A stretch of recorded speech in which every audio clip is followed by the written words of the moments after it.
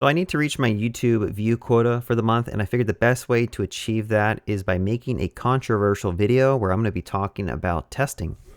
Someone on a live stream asked me, do I test my side projects and when would I actually test my projects? And I want to kind of talk about that because I think testing is one of those things where it's not a black and white topic of when you should be testing. It's more of like, where is the value that you're going to get out of the tests that you're writing? And I've seen projects that are more adamant of like, follow this dogma, get 95% test coverage, write tests no matter what. And there's a lot of diminishing returns when it comes to testing, where you can write a bunch of tests and invest tons of time writing a test. But then if you zoom out and look at the test you're writing, you realize that you're not even like verifying much at all. And you just wasted 4 days on a Cypress test or a Playwright test. That's testing functionality that your business doesn't care about. So let's talk about it. What are the good things about testing and when would I personally test? Okay, so here is your little software project. So you got a little software project circle here. It's going to start off small, right? You have a small little project, doesn't have too much code, and maybe you have like, a developer, and you have a handful of features that the developer basically has to maintain and ship out. Now, in a majority of cases, this is how like indie hacker projects look like. This is how side projects look like, and also how small teams look like. So you got a small team of one guy, and the thing is that this developer probably has a lot of domain knowledge about the entire system because he's the person who wrote it all. So in order to verify that he didn't break stuff, it's much easier for him. He can just look at a git diff, he can look at a pull request that he made himself, and he knows that, hey, if I change this file, it's probably going to break over here. Let me just go make sure that doesn't break. The issue is that when you start slapping more devs onto this project, they're all going to be changing various parts of the software. And a lot of them may not know the context of what they're changing, right? You might have one dev changing this functionality, another dev changing this functionality down here. This person's changing this functionality, and they may not know that what they're changing is 100% going to break something else. And this is where adding in some type of automated testing becomes very important. Now, again, when I say testing, I mean automated testing. Let's go ahead and say automated testing. As the software project grows in size, like let's say you start off with 50,000 lines of code and you get all the way to 1 million lines of code, this project becomes very large. And you may have, instead of 3 devs, you have 9 devs. Or you have a multi-team effort where you have different Scrum teams or Agile teams that are working on different parts of the system, and it's all interconnected. Okay. So with more developers and more features and more code that's getting changed daily, you have to think to yourself, what is the risk and what is the chance that a single change in the code could potentially break other various parts of the system? And if your project looks kind of like this, you would probably say there's probably a lot more risk that this dev over here made a simple little style change to the CSS style sheet, and it completely broke some random page over here. Or it completely broke the functionality of a modal that shows up in some really obscure edge case of your system. So let me just keep track of some of my points so that I stay organized. When is testing great? And this is hiding by my head, so let's just go ahead and do this. When is testing great? And I will say, when you have a lot of developers, when the project grows in size. Hopefully these are obvious to you, but they may not be obvious. I'm going to say when something is highly complex. Let's talk about those a little bit. Let's look at a diagram. Just as an example, this is like a flow chart for push notifications. If your code has this many branches in it, like this many if statements or switch cases, and then like if this and that, and if that and that, this is when testing becomes so crucial that you want to make sure that you at least write some type of end-to-end tests, integration tests, unit tests over this code, so that when a developer comes in and starts to modify how this works, they don't break the existing functionality. Now, if your code is a simple if this then that, it's less valuable to test it. If it's only like one branch logic that you're testing, should you still test it? Probably. But is it critical? No, because the code that you're looking at is so simple that you should hopefully be able to look at the code and be like, okay, this doesn't necessarily warrant a bunch of testing yet. Yeah, you could slap on a unit test just to say that, yeah, we did, check to make sure that if this thing throws an exception, we are catching it and we're doing what we need to do with it. But overall, when something becomes more complex, that is when it's more rewarding to test it. If the code is simple, if it's a function that just calls another function and that's it, I would not test that. Let me add another one. When the thing under test is critical to the system or users. Okay. There are some things in your code base that are more valuable to your business needs than others. For example, many projects have a notification icon in the top right where you can actually see various notifications and alerts. If that breaks, you have to think, how mad will your users be? How angry will they be? Will they potentially unsubscribe from your product? Will your product owner or will your client come to you and be like, why did this break? This should never have broken. You need to do a better job. Is a notification that critical to the system? Probably not. But as another example, let's look at Eraser. This is what I'm using for diagramming this out. If I can't draw a box, if the drawing a box functionality breaks, how mad do you think I would be? I couldn't even use this application. This is a highly important feature of this site, and that's when you should probably test it. So again, you have to kind of think about it. Don't just follow dogma and test everything because someone said you must test this and test coverage must be 99%. Test the things that are worth testing. Test the things that are like super critical. And if they fail, you're going to get a phone call at 4 a.m. in the morning saying you need to go fix this. Let me add another one. When the diminishing returns don't kick in. What do I mean by that? So diminishing returns, this is basically, you can visualize this. Hopefully you already know what this is. Diminishing returns is you have a chart, right? This is the value added, and this is the effort. So, and again, this is like weighing out the feature. If the feature you're testing, let's say it's like a low feature that, if it breaks, whatever, you can fix it. It's like, it'll be a low priority bug in your backlog if that feature breaks. Let me also put time. So let's say you end up spending, one day, I'll just say one day, adding a test to verify this feature. Then yeah, that's probably worth doing, right? But if someone comes to you and says you must test everything, and then you find yourself 5 days later, you're still trying to test this thing, and you're realizing that this is actually very, very hard to test. I have to mock out a bunch of stuff. I have to spin up like a mock service, a stub, all this other stuff. And then you realize that, hey, I can actually just log into the UI and verify this in about 30 seconds with the manual test.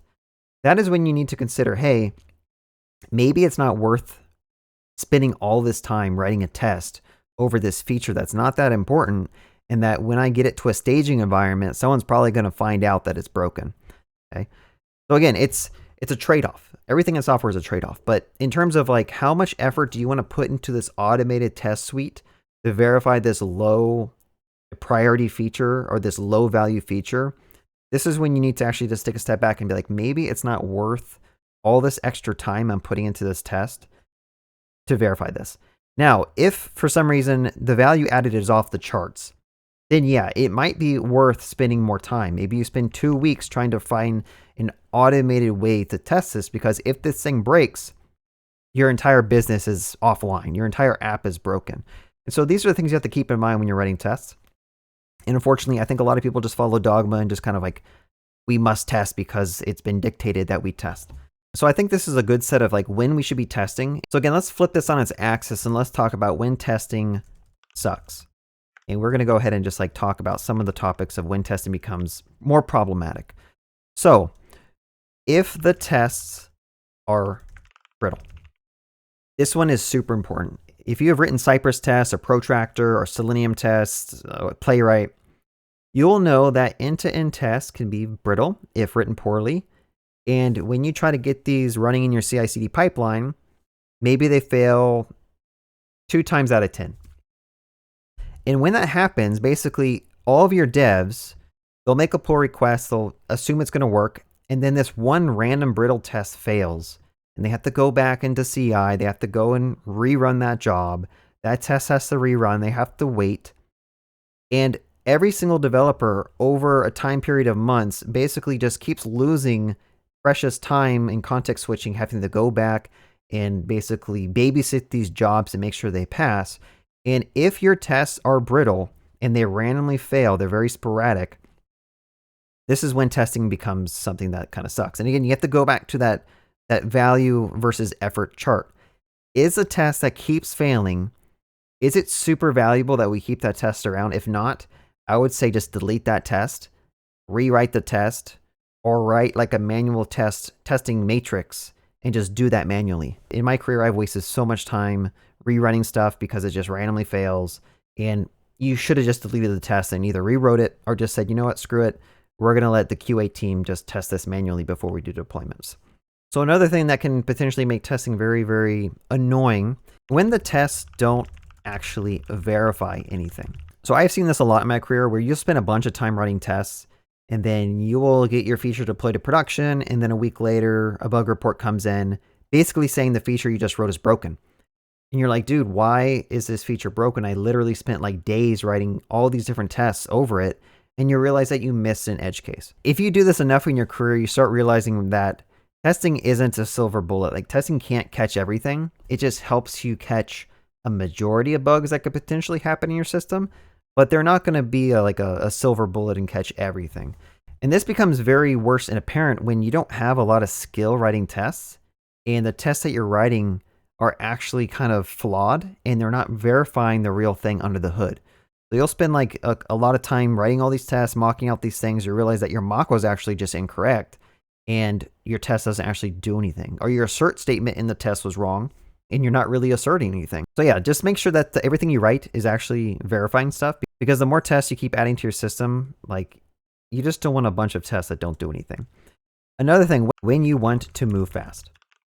Now, there is an argument that you can move fast by moving slow, and what this means is you write a bunch of automated tests over your system so that you can continue to add features without having to do a bunch of firefighting. And that's good, right? It's good to have your system under test so that you don't have to spend all your time fighting high priority bugs and fixing that and fixing this when you could be shipping functionality. But when your team becomes a little bit smaller, let's say you have less devs, I would rather ship functionality, and then when my users find that I broke something, I can come back and fix that and ship that back to production much faster, because it's only me and another dev, or just me and myself. And when a bug report comes in, I know how this code works. I know how everything works because I wrote it and I have a good understanding of it. And so I can go through and I can just like fix it. Okay. There's also less code changing every day. So like I can look through pull requests, do git diffs. I can like figure out, like with a git bisect, where did things fail and quickly fix them. Versus when you have this many developers, it becomes a little bit more challenging trying to pinpoint where everything changed, especially if you have more systems like microservices, and this service calls this service and this service talks to that database, and it's just a bunch of complexity under the hood. And I think personally, this is the main one for me. Like, I want to move fast on my side projects, and I don't want to spend a bunch of extra time writing a test when I know for a fact I can fix it within like 5 minutes when a bug report comes in for my own side projects or small projects. I want to pivot back to when testing is good, because I completely forgot to talk about this, but I'm going to be too lazy to edit the video to add it back in. So one thing that makes testing good is if you have a team with a high churn rate. Now, what do I mean by high churn rate? I mean that every 6 months to a year, you have experienced devs who know about the system, they leave, right? When people are leaving your system every year, and then you go and you rehire someone to fill in that spot, you have a high churn rate, and this can be very hard to bring someone and onboard them onto your team and expect them to change an existing project that's huge and them not break a bunch of stuff. This is when, again, testing is super important, because you can't just bring someone onto a 500,000 line project and expect them to be productive if you don't have a single automated test in place.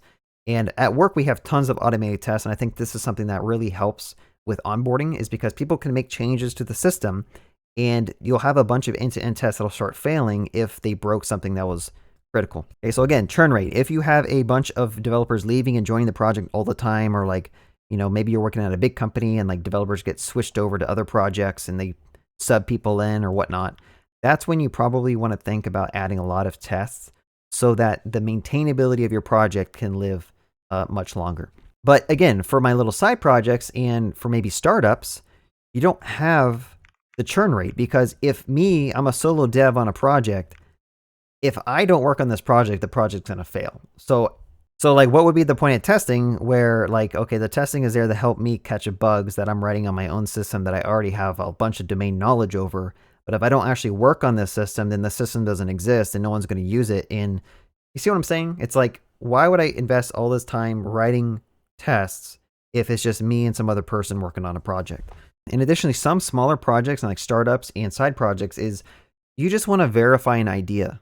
You just want to get it out there in front of people to see if this thing is even worth using, right? So when it's testing sucks, when the project is small and you just want to verify an app idea or something. Now, this is why you might see this more on startup companies because A, they just need to get the idea out there. They need to verify what works, what doesn't work. They need to do rapid prototyping and ship new features, get user feedback, delete the feature or, hide it if no one cares about it. And that is often a lot more valuable than shipping a feature that you don't even know if a user wants, but then spending days writing tests over that feature that you don't know if anyone wants. And then a week later, your product owner says, hey, you know what? We did user testing. Turns out we don't need this feature. Go ahead and delete it. And you're like, dude, I just spent 5 days writing all these automated tests over this feature that no one cares about. And that kind of makes you reevaluate, like, when should you test something? Again, this really is based on the project. If you're on a project where you have someone who already has an outline list of, we know we need this, we need that, we need this. You have a upfront set of requirements, then yes, testing is much more valuable because the client already knows that, hey, maybe you're like rewriting or redesigning an entirely old system inside a new tech stack. And we know for a fact, users already use this old system in this way.